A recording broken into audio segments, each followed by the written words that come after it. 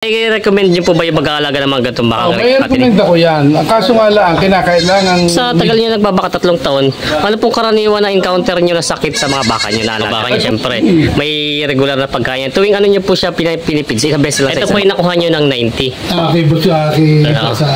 Grabe, bilog na bilog siya. Ang taas na pati yung kanyang pusong meron na talagang nakaano doon.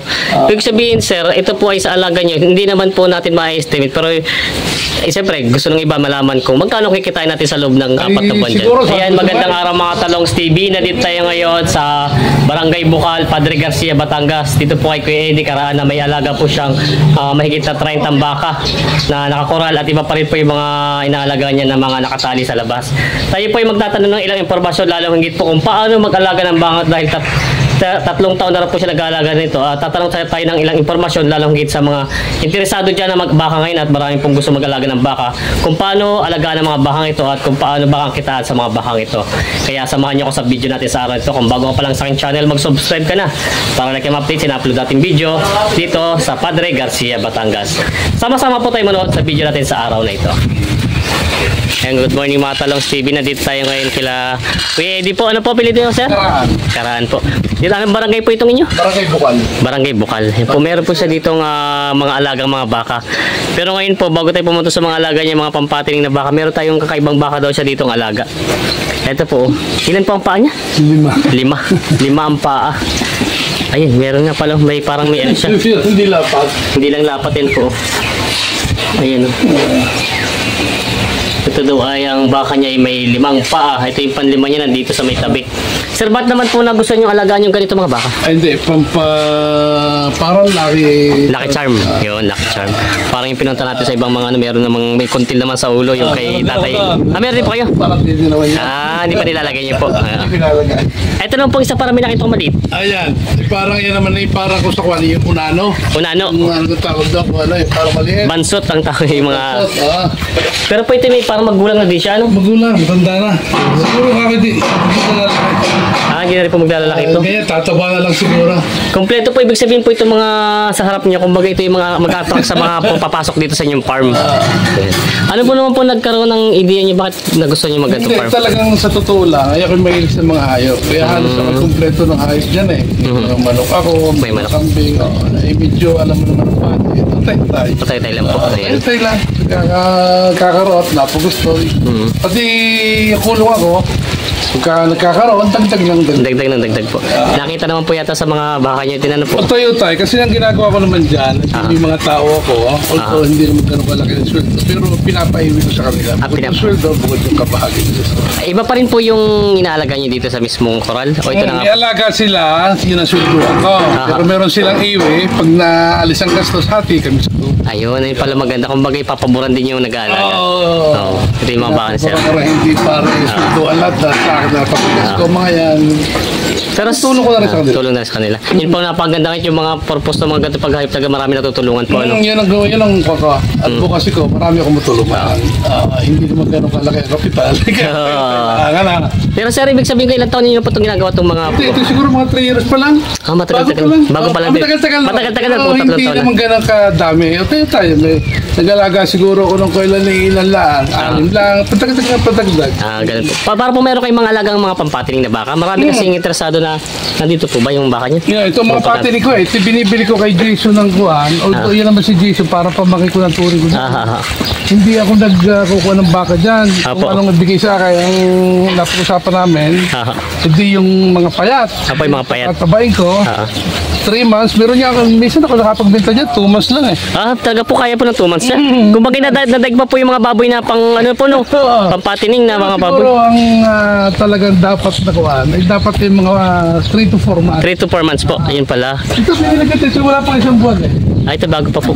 Ay mga isa lang, more or less 1 month. Ito yung mga 1 month pa lang ba Iba na. Bibili yung payat na payat, wala ako dito bagong bili eh. Yung isa ngayon, bagong bili ko yung pula ngayon, payat na payat yan. Yun po nandun, oo. Mga after 2 weeks, 3 weeks, iba na.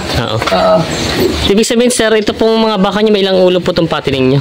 Ang dami yan eh, ilan ba yan? Hindi ko bilang. Hindi niyo po binibilang ang mga baka niyo? Ilan ang bilang ko dito, 12. 18. Ito pala, 26. napakarami pala doon ng mga bakan, sir. Iway-ulay. Meron pa ako. 27. Marami pala po ito.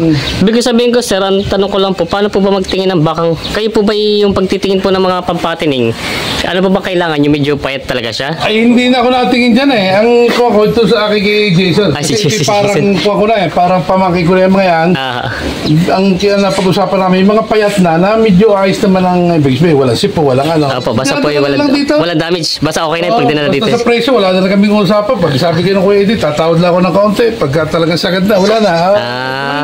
Kumbaga, usap niyo na yung basta. Oo, kumbaga. Halos lahat po ng mga baka niyo pampatining kay Boss Jason galing. Yun naman pala. Wala na kaming kuya. Pagka yun may ikuhan, sinara na nakuha. Minsan naman nakakabagi yung aking pamangkin sa pisan. Kumpara din niya. Ayun. Sa kanya rin. Ganyan na lang kami. Pero sir, yung tatanong ko po, ano may isa-suggest nyo doon sa mga gusto pa lang? Marami po kasi nanonood sa atin, mga OFW, na gusto na po magkaroon daw ng negosyo dito at hindi na sila mag-ibang bansa dahil napakahirap daw sa ibang bansa. May recommend nyo po ba yung mag-aalaga ng mga ganitong baka? May recommend ako yan. Kaso nga lang, kinakailangan medyo hands-on ka dyan. Talagang nakatuto ka dyan. Ayan po. Oo, hindi po pwedeng basta pabaya ka. Although may mga tao ako, tinuturo ako naman ang mga yan. Kailangan lang konti sipag. At saka yung mga pakain ko, medyo may gastos din po ng mga feeds. gastos na kaunti. Lalo ngayon, mahirap ngayon. Tag-araw. Hindi nakakuha naman ako sa mga kumpareha ko din ng dayamin. Dayami po. Pahingi ako. Ayun, hindi na pinakakain ko ngayon, kaya puro dayami. Puro dayami po. Pero po pag yung mga tag-ulan naman, damo ang inahin. Damo. Pero mas feeds din may ako feeds din. kaunti. Apo. Ibig sabihin po talagang mas magaling po ba sa baka talaga yung mga damo? Mas Kasi magaling. ang kwan yan, kung feeds, sabi ng aking doktor diyan, kailangan ang feeds 20%, laging 80% ang daw. Damo, opo. Oo. Although sinasaksakan ko rin ng vitamin. Ano naman ni Jason? Yung mga kumisan siya nagsasaksak eh. Basta ang wala namin ni Jason, kami wala na. Apo. Wala na kami tumbahan. Wala nang tumbahan. Kumbaga kung ano yung ano yun. Basta mas magaling na bibigay sa inyo, yun na yun. Siyempre hindi mo rin masabi lahat na may magaling. Apo, boss. Buhay yan. Yun na po yung sasabi nila. Unawaan na lang. Naunawaan ko naman siya. Pero madalang naman ang ganun. Napakadalang na ako yung makakukuha niya na medyo may sipon. Madalang yun. Pero po ano pong sa tagal niyo nagbabaka 3 taon, ano pong karaniwan na encounter niyo na sakit sa mga baka niyo na alaga? Ay, kung minsan sipon lang. Sipon lang naman. Sipon lang. Wala akong na-encounter na iba. Yun ang napakaganda. Kumbaga madali siyang gamutin.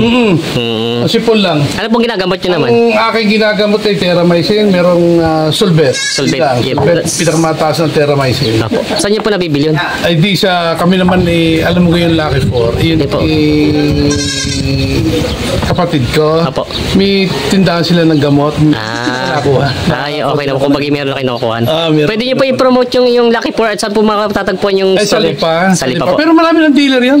Meron po. Basta po ang pangalan po yung Lucky 4. Yung Lucky 4 ay page. Makikita mo naman. Ayun. Yun po yung ginagamit niyo dito sa mga baka niyo. Yun. Ang ginagamit ko, halimbawa yung mga isang buwan, ibebenta ko na. Medyo yung ginagamitan ko ng pig grower. Grower. Nahalo nyo. Isang buwan sa lahat bago benta. Talaga medyo pinupukpok ko noon. Para medyo mataba-taba siya. Bumukha ang baka. Pero po ito pong pangkaraniwan niyo, ito po yung mga baka niya, syempre. May regular na pagkain. Tuwing ano niyo po siya pinipids, isang beses lang sa isa. Umagat hapon lang yan eh. Umagat hapon po. Tapos po yung damo niya. Ay yung mga umagat hapon din lang. Umagat hapon lang din po.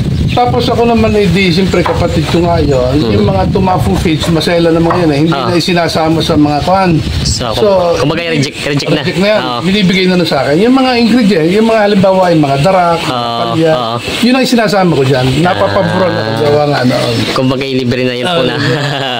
Ang kinukuha ko lang, yung panggasolina kasi nahakot ko, minsan may sira ang jeep ko. Bigay ko na rin sa kanila. Yun lang, binabuwasan ko lang ng mga gano'n. Konting gastos. Para naman ako puro bigay lang.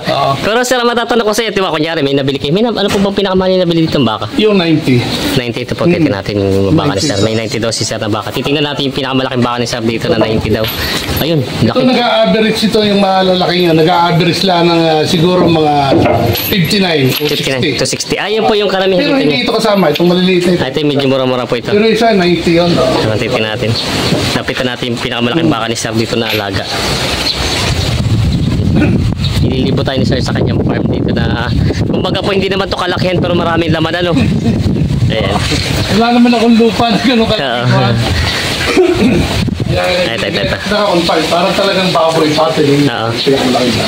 Ito na ngayon, laki oh. Grabe ang laki niya. Ito po yung nakuha nyo ng 90. Okay, buti Grabe, bilog na bilog siya. Ang taas pati yung kanyang pusong meron na talagang nakaano doon. Ibig sabihin sir, ito po ay sa alaga nyo. Hindi naman po natin ma-estimate pero siyempre gusto ng iba malaman kung magkano kikitain natin sa loob ng 4 na buwan dyan. Siguro sabi ko sa mga bibitawan ng hindi ko mga 130, 140 gano'n. Kumbaga kaya po siya kumita ng mga 50,000.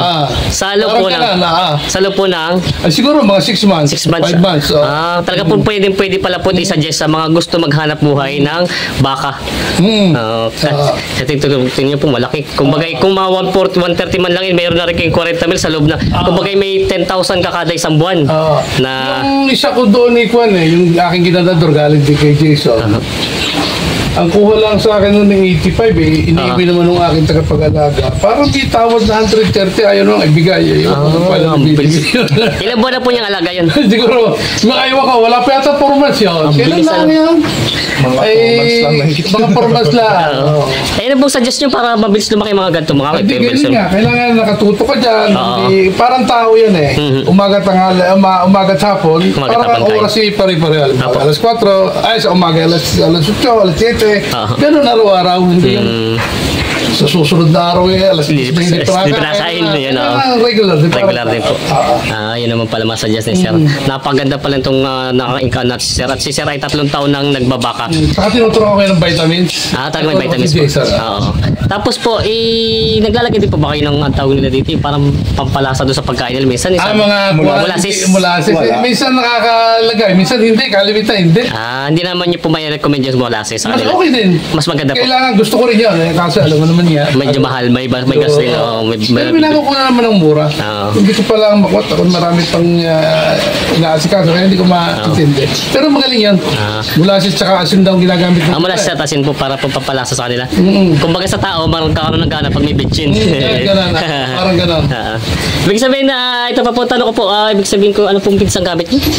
Ayun nga ginagamit pag yung mga isang bot ka lahat bago ko ibenta. Yung aking Lucky 4 na grower, pig grower. Pig grower po. Yan pala, pig grower pala pwede naman po. Yung mga magkano naman po yung ganung isang sako kaya? Once, ilagay, 1.6 yata? 1.6 po. Parang more or less ganon. Hindi ko kinapresyo pero may resibo ko sa bahay. Kumbaga yung 1,000 plus po ang halaga niya. Yun. 50 kilos yun. Maganda naman pala. Sa isang araw pala, ilang kilo nagagas niyo din sa isang baka? Hindi ko nakuha. Hindi ko, hindi. Ang akin naman ikwan Ang ginagamit ko, kita mo ito. Ito galing din sa kanya Hindi ko ito... Ito walang na sorghum Buksan mo nga pera. Sorghum. Ng mga sorghum, ng mga Timo ito. Ito yung mata-mata ng mais. Dahil yan. Yan may nakukuha ko na rin doon sa kapatid ko kasi nga sila yung nagagawa na concentrate. Initapo na. Kung reject na siya. Hindi, wala na ito. Pinasusunog na nga yan. Ay ngayon, natuklasan namin na magaling sa baka. Nakakatulong din po sa pagpapalaki sa kanya. Lalagyan ko ng tubig, saka konting feeds. Saka ito, mayroong iba pa ito. Iba namang klase ito. Pero ganun din. Kung bakit yung pinag-aaral nila? Ay, balat na ng parang balat ng, parang malta yan. Malta, pang sa fighting ka din. Sa mga manok po. Kaya medyo nakakakuha na mabilis-bilis yung... Kung bagay yung mga patapos nila. Ginagaya. Nakahakot ko sa kanila kasi parang basura din nila yan. Napapakinabangan pa. Napapakinabangan pa naman yan. Yun pala. Binibigay na sa akin yan. Napakagaling ni Sir si Sir Ray. Kung tunok ko lang, binabaw ko lang yung mga ganyan. Tinatapong ko lang. Pero ngayon, tutunan ko lang. kinakain nila. Ito po, mayroon dito si Sir. Ito na may mga turete po. May mga turete Sir. Lahat ng bago dito kay Sir. Ito mo. Kinakain niya yan lalo nga hirap sa damo. Kinakain naman Pero nandito po kasi kalimitan daw sabi niya ang sustansya daw nasa balat. Ayan tinan niyo po. Para siyang sa palay, hindi naman po. Parang sa palay din, pero hindi. Para sa malta yan, kung Jackie Oats, para mga ganun. Mga oatmeal, parang sa mga oatmeal siya. Yan. Parang ipayan nila. Ang dami pa rin baka ni Sir. Ito naman po mga turete niya, yung mga ilang heads siya. 10 yan. Marami din. Jason na yan. Kasi sayang ang paligaw ako, kaya nilalagyan ko yan. Pag yung medyo malaki-laki na, nililipat ko na. Kung bakit tuloy-tuloy po yung inyong ano na ito? Napaganda po niya pala. Tanong kasi daig po ang baboy. Ano kung kumpara sa ayos baboy? naman. Ang baboy kasi, siyempre magastos lalo yun. Ang kagalingan din ng baboy, madaling pakainin. Hindi ka na maumumpay. Pag ako lang, hindi ko kaya magbaka kasi... Kailangan niya pa rin mag-aalaga talaga. Kailangan may maumumpay. Pero pag narito na akong kumpay, magpapakain, kaya ko. Kaya po. Problema kung saan sa kukunin. Yun nga lang. Pero sir, ako magtatanong sa ilang taon na po kayo?